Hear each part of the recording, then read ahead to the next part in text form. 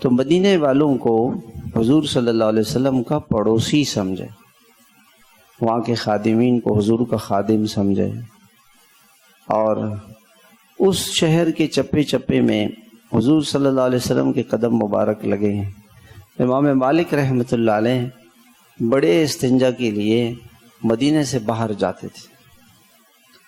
کہ مدینے کے حدود میں استنجا کرنا بے ادبی کی بات ہے، اور کبھی مدینہ منورہ میں سواری پر سوار نہیں ہوں، میں محبوب کا شہر ہے، میں گدھے گھوڑے پر سوار ہوں، ایسا نہیں ہو سکتا، اور کہیں نہیں جاتے تھے مدینہ منورہ سے۔ ہمیشہ ایک مرتبہ شوق ہوا کہ نفلی حج ادا کروں، فرض تو کیا تھا نا، تو دل چاہ کے حج کے لیے جاؤں، پریشان تھے